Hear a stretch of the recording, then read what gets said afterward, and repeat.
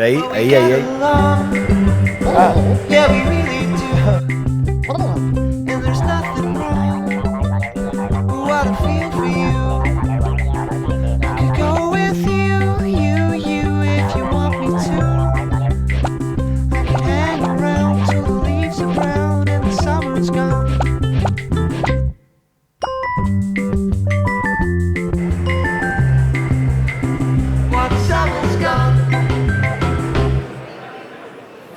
Bien, les invito a tomar asiento y a guardar silencio para seguir adelante, porque tenemos todavía varios temas por tratar. Hemos tenido un almuerzo agradable, un café, y ahora ya podemos retomar la segunda parte de nuestro trabajo.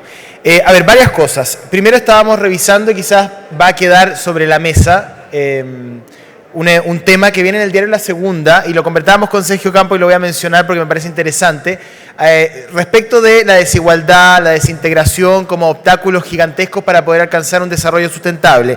Viene un caso en la página 4 que habla y cuenta la historia de dos directoras de liceos municipales de la comuna de Maipú.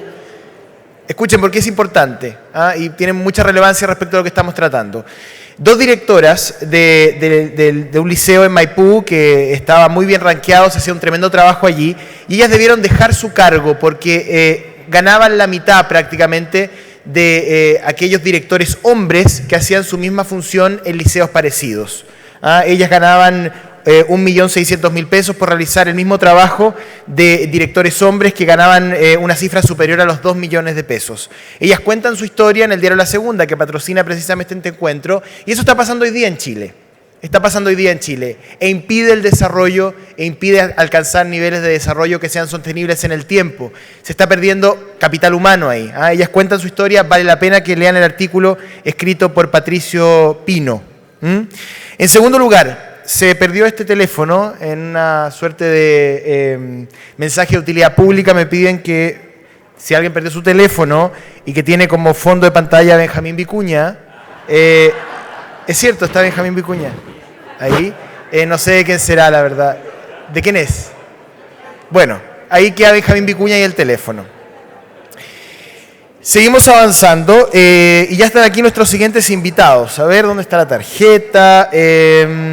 Bien, el siguiente panel se llama Decidir por el presente con mirada de futuro, y quisiera presentar primero a quienes van a conducir este panel y sus entrevistas. Mi compañera en Televisión Nacional, Andrea Aristegui, está junto a nosotros, y el periodista y conductor de Radio Cooperativa, Sergio Campos.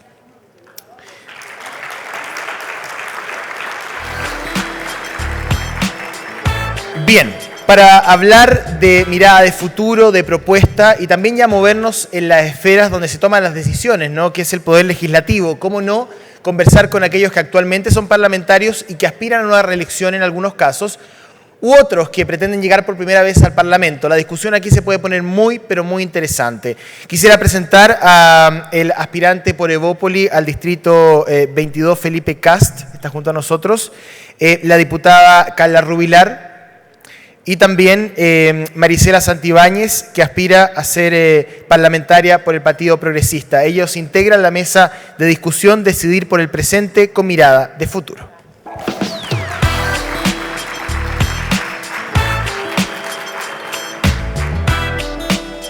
Perdón, Carla Rubilar, todas mis disculpas, va en el siguiente panel, no se la van a perder, no se preocupen.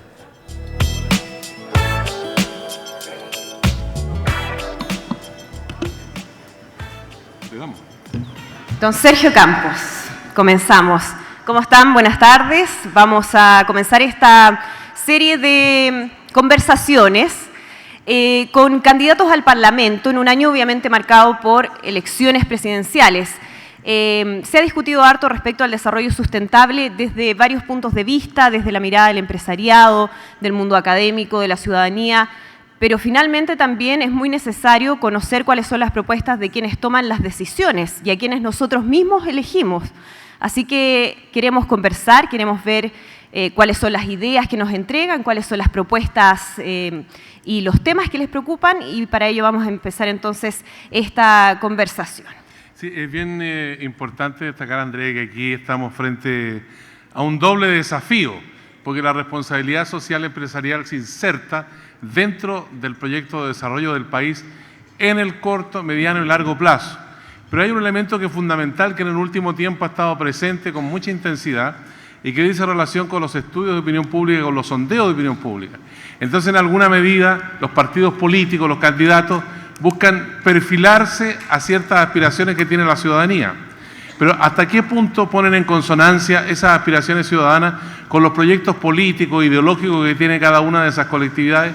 ¿Hasta qué punto es responsable muchas veces dejarse guiar por ciertas encuestas de opinión pública, pero que al mismo tiempo contradicen los pensamientos relacionados con las ideologías que se plantean los partidos? Hay un elemento que también es bien importante para la reflexión, y por eso que les pedimos a nuestros invitados hoy día que hablen de las políticas de desarrollo social desde la perspectiva de la construcción de las políticas públicas a partir del Parlamento, que es una instancia que tiene que ver con la institucionalidad.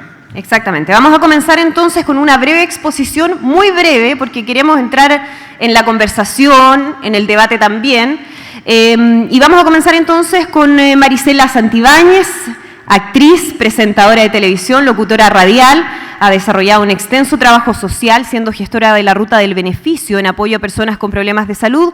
Actualmente es candidata a diputada por el Partido Progresista, el PRO, en el Distrito 30, San Bernardo, Buin, Paine, Calera de Tango. Marisela, 5 minutos.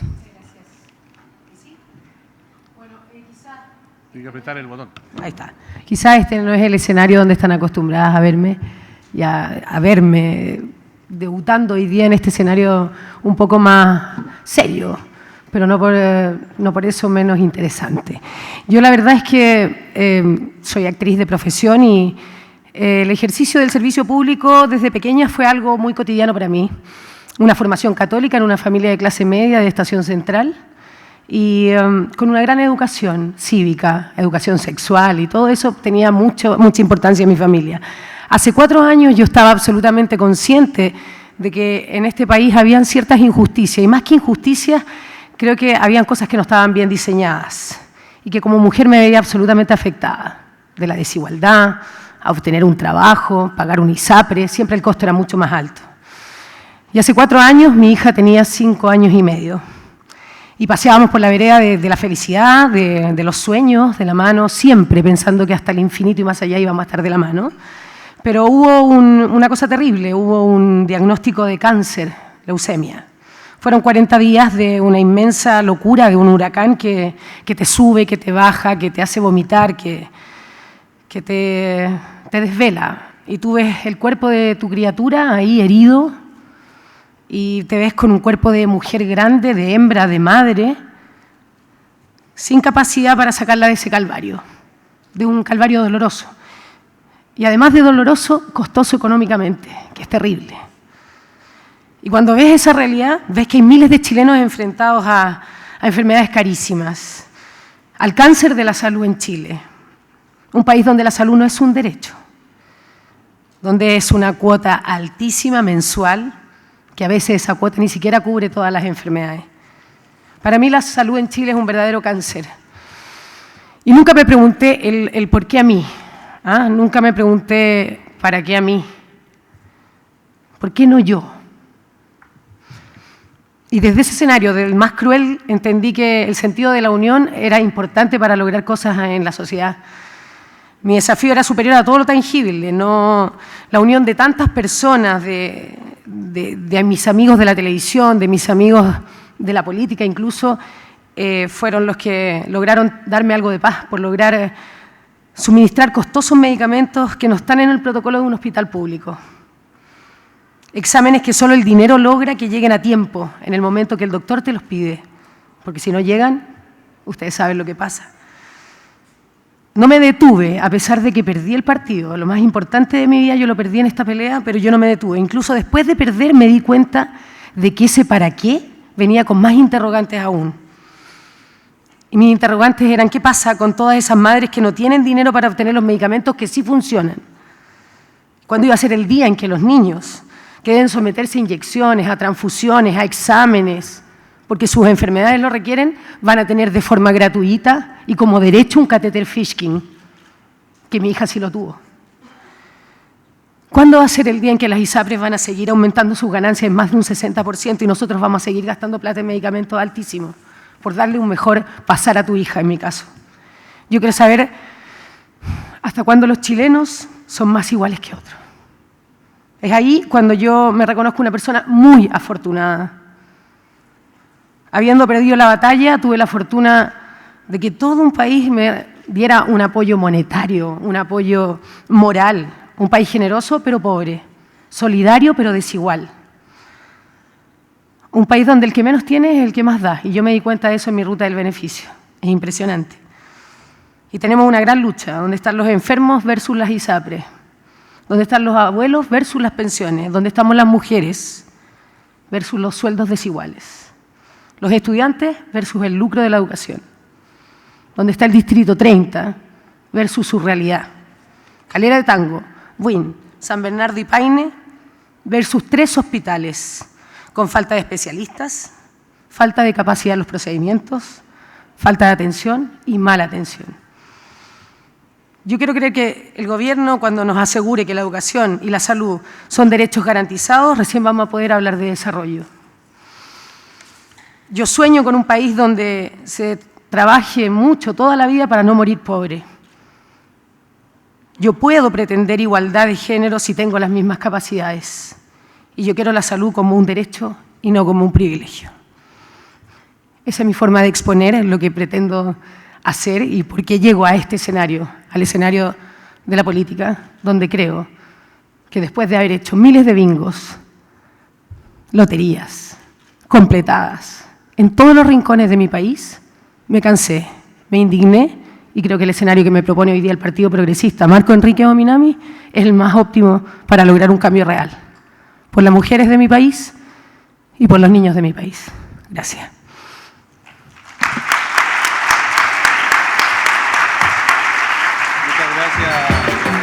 Muchas gracias, Marisela Santibáñez. Y ahora vamos a presentar a otro de los expositores, panelistas, Felipe Kass Sommerhoff, economista de la Universidad Católica de Chile, académico, investigador y consultor. En su calidad de independiente de derecha, participó activamente en el gobierno del presidente Sebastián Piñera, primero como ministro de Estado y luego como delegado presidencial para los campamentos y aldeas de emergencia que ocuparon los damnificados del terremoto de febrero de 2010. En la actualidad lidera el movimiento Evolución Política. Es candidato a diputado por este movimiento, representando el distrito 22 en Santiago. Felipe Kass tiene sus 5 minutos. Muchas gracias, Sergio.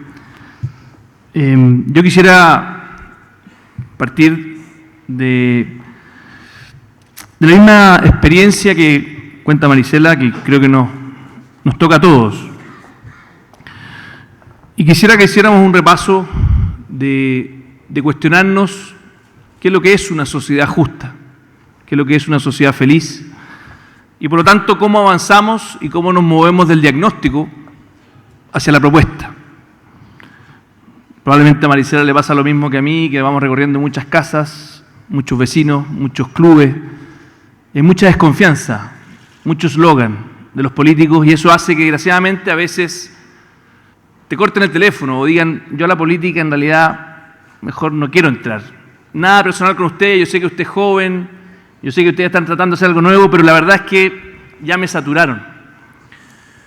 Entonces hay que tener mucho cuidado con la credibilidad de nuestro sistema. Y por eso, tanto las expectativas que se generan como los diagnósticos que se generan deben ser muy acertados. Y compartiendo con Marisela muchos de los diagnósticos, creo que es muy importante que nosotros como clase política nos movamos del diagnóstico o del eslogan a la propuesta. porque quisiera ilustrarlo con un ejemplo. Si nosotros hacemos una reforma tributaria mañana mismo, de 8.000 millones de dólares, y le entregamos al Ministerio de Educación esos 8.000 millones de dólares, o al Ministerio de Salud, para hacerlo más concreto, es muy probable que nos frustremos. Es muy probable que muchos de esos derechos o de esa justicia que queremos para muchos niños no llegue a puerto. Porque desgraciadamente aquí ha ocurrido algo en los últimos 30 años que es bien paradójico. Mientras Chile avanzó y se transformó en un ícono a nivel mundial de modernidad, de que sus políticas fiscales eran las mejores, de que crecía, por suerte crecimos, por suerte generamos empleo, por suerte hubo inversión y eso hay que cuidarlo mucho. Tal vez de las pocas cosas que ha funcionado bien y todos los estudios que muestran por qué ha reducido la pobreza desde un 45% a un 14%, muestran que el 85% de esa pega se hizo gracias a la generación de empleo. La pregunta relevante entonces es ¿por qué el mandato que nos dieron a los políticos, que era entregar junto con ese crecimiento económico dignidad, que era poder llevar las libertades individuales que te entrega el sistema a una libertad social, donde las madres puedan salir a la plaza tranquilas, donde puedan ir al consultorio y sentirse que su hijo es tratado como un príncipe que se merece efectivamente que sus oportunidades se desplieguen? ¿Por qué como Estado no hemos sido capaces, o como sistema político no hemos sido capaces de entregar dignidad? Y hay varios diagnósticos. Alguien podría decir, no, son los recursos. Es posible que haya que revisar el tema de los recursos, pero es mucho más los que han estudiado el tema. Y si ustedes miran todos los expertos en educación, por ejemplo, plantean con mucha claridad que la forma de hacer una educación justa es mucho más compleja que simplemente meterle 8.000 millones de dólares a la educación. De hecho, eso sería óptimo. Ojalá fuese un tema solamente presupuestario. Pero lo que no hemos hecho, y ahí está la gran negligencia a la cual hoy día nos convocan a hablar de políticas sociales sustentables, la gran negligencia es que nunca nos tomamos en serio la política social. Nunca le exigimos al Estado tener una política social moderna, bien evaluada, cercana a la gente, que los ciudadanos pudieran también pedir mejoras a ella misma. Nosotros tenemos un gasto social en educación que es 6 veces mayor que el que teníamos hace 20 años atrás. 6 veces mayor. Sin embargo, las brechas siguen bastante similares. No hemos sido capaces de que la manija que teníamos, la herramienta que teníamos en democracia, que era el Estado, entregara los mínimos servicios para que efectivamente se generaran espacios de igualdad y de encuentro. Lo grafico y entonces, ¿qué soluciones salen muchas veces? Terminemos, por ejemplo, con los colegios subvencionados. Movamos a la educación pública. Yo digo, ojo, cuidado, de nuevo, cuando nos movemos del diagnóstico que podemos compartir a la solucionática, queremos restringir libertades, queremos que ocurra que una mamá, dado que tiene una educación pública mala, no pueda elegir, o queremos transformar la educación pública de tal calidad que sean las mismas personas las que se encuentren en ese espacio. Yo tengo un hijo que tuvo un accidente y se quemó las manos. Sebastián tiene 2 años y se las quemó muy severamente con una estufa. Y se quedó pegado porque estaba recién aprendiendo a caminar y por lo tanto no tenía el equilibrio para salir. Y el único lugar, o el mejor lugar de Chile para llevar a Sebastián es Coaniquén, que queda en Pudahuel. Y ahí se encuentran todos los chilenos y comparten una experiencia. Tiene buena gestión, tiene dignidad y es un lugar de encuentro. Las políticas sustentables de desarrollo que tenemos que hacer, tenemos que llevar ese elemento. Y hay algunos que dicen, no me gusta la Teletón, quiero que sea el Estado. ¿Por qué tiene que ser del Estado? ¿Acaso no es la Teletón una de las que da mejores servicios en Chile? ¿No es la sociedad civil la llamada a hacer esta gran sociedad también y a compartir responsabilidades con el Estado? Que nunca falte financiamiento para esos niños, por supuesto que nunca falte. Pero hagamos una gran alianza con la sociedad civil para que tengamos Coaniquén, Teletón, y ojalá ese estándar sea el que le demos a los chilenos, y no el estándar del Servicio Nacional de Menores, que es el que se ha dado el lujo también el Estado de entregarle a los niños más vulnerables, a los que no tuvieron la suerte de tener una familia que les pudiera dar oportunidades. Así que, básicamente, Sergio, creo que lo que nos toca ahora es construir el segundo piso de la casa y tomarnos en serio la política social. Cuando asumí como ministro de Desarrollo Social, que era mi plan, la primera pregunta que hice era ¿cuántos programas sociales tenemos? Nadie tenía idea. Hoy día hay más de 450 programas sociales en el gobierno. Si no nos tomamos en serio la ética del gasto social, difícilmente le vamos a poder doblar la mano a la injusticia y difícilmente los ciudadanos nos van a creer a los políticos de que efectivamente estamos cumpliendo el mandato que nos dan, que es construir una sociedad más libre y más justa. Gracias. Muchas gracias, Felipe. Me quiero colgar de dos palabras o de un gran concepto que se habló de parte de Felipe, de parte de Marisela. Marisela planteaba el tema de la injusticia, en particular en el ámbito de la salud, desde su experiencia, que obviamente a todos nos mueve, filosofía, ¿no? Pero finalmente es muy relevante entender qué es lo que cada uno entiende por justicia. ¿Es justo que todos tengan la misma educación? Ese es un tema que se ha debatido en los últimos meses de manera permanente. ¿Es justo que los que más tienen paguen más? Al parecer no hay una única visión respecto al concepto de justicia, o si no, obviamente se avanzaría de manera más rápida en temas que son tan fundamentales como salud y educación. Entonces me gustaría comenzar planteándole a Marisela y también a Felipe, para los dos, ¿cuál es su propio concepto de justicia? ¿Es justo que todos seamos iguales? A mí me parece justo que el hijo del presidente de la República tenga la posibilidad de estudiar en el mismo colegio que el hijo del panadero. A mí me parece que eso es justicia. ¿Por qué? A mí me parece que es justo que todos los niños sean atendidos por igual en un hospital público, independiente de su condición social, de su color, de la capacidad monetaria que tenga su padre. ¿Y por qué? Porque creo que la educación y la salud son derechos humanos. Quizás derechos para algunos, para mí son derechos humanos. No podemos estar esperando un cheque en blanco, aunque a pesar de que hoy día supuestamente no se cobra, sí hay un costo real. Y estás absolutamente segmentado para recibir una atención pública. Yo le tuve que mentir al Estado para ser atendida en el Hospital San Juan de Dios, teniendo en ese momento la condición de comunicadora. Y lo tuve que hacer. Me parece que eso es injusto.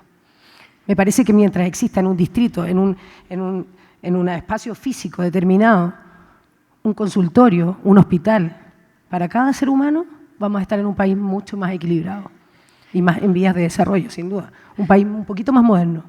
Felipe, ¿es justa esa igualdad? Tú mencionabas hace poco el tener ojo con que ese avance hacia terminar con la desigualdad vaya a implicar una restricción en algunas libertades, como por ejemplo la libertad de elegir el colegio donde van a estudiar nuestros hijos. ¿De qué manera entonces se plantea este dilema de libertad versus justicia o versus igualdad?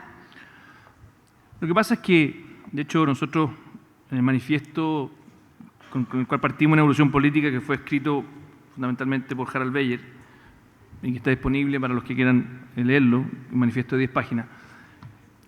La gracia es poder aspirar justamente a igualdad en nuestros niños para que la diversidad que se genera en la adultez sea legítima.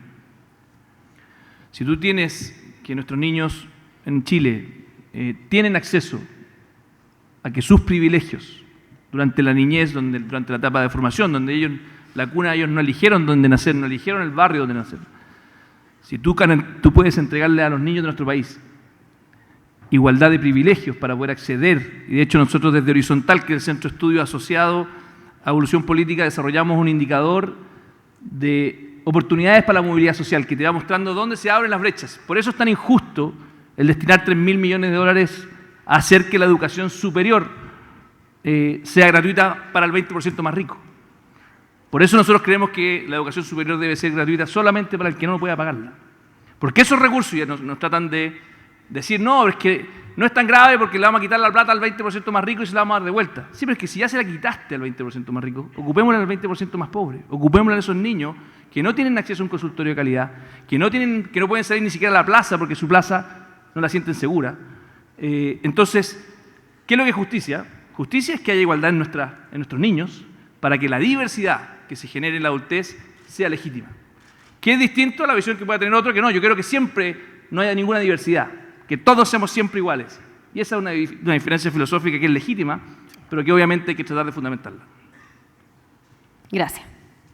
Bueno, aquí hay un planteamiento que sin duda apunta a colocar a la educación como el centro, como el motor del desarrollo, y hay una responsabilidad compartida en la sociedad.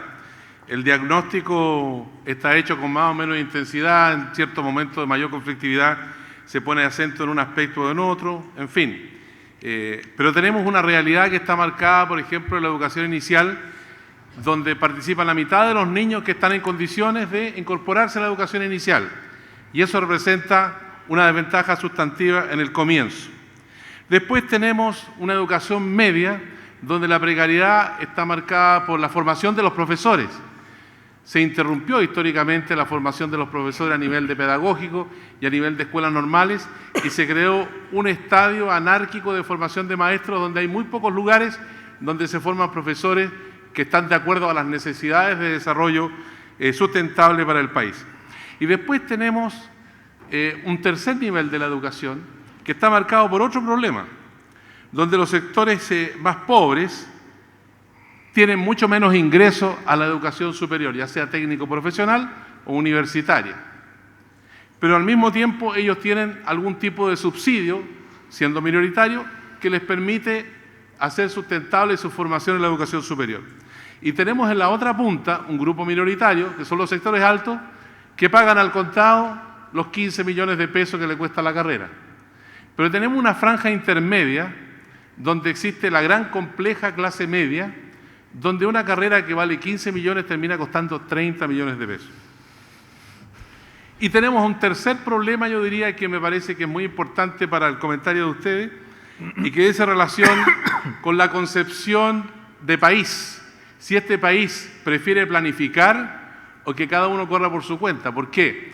Porque hoy día tenemos 7 profesionales por un técnico. Hay carencia de técnicos. Sí. La formación técnica y profesional en el nivel superior es bastante precaria. Ya está dicho y está comprobado esa situación. Y en el plano universitario, la asimetría en la formación de los profesionales es enorme. Y eso lo vamos a pagar como consecuencia cuando se completen ciclos de formación, especialmente en las carreras más sensibles, a pesar de que hoy día hay controles tanto en el ámbito de la medicina como en la pedagogía. Entonces, la pregunta de fondo, más allá de datos menos o datos más, si ustedes están por mantener este sistema de competencia en la educación en Chile, o habría que cambiarlo por un sistema de colaboración. Y el otro punto que me parece que es muy importante, si el Estado tiene aquí en la educación, que se considera el motor fundamental para el desarrollo, un rol subsidiario, o la educación tiene que ser una atención preferente del Estado. Ese es el planteamiento para los dos. Marisela, si tú quieres. Yo creo que ya la vida es bastante difícil como para hacer competir a nuestros niños en educación. Creo firmemente que los niños no deberían competir, ni siquiera los niños, sino que los estudiantes en general.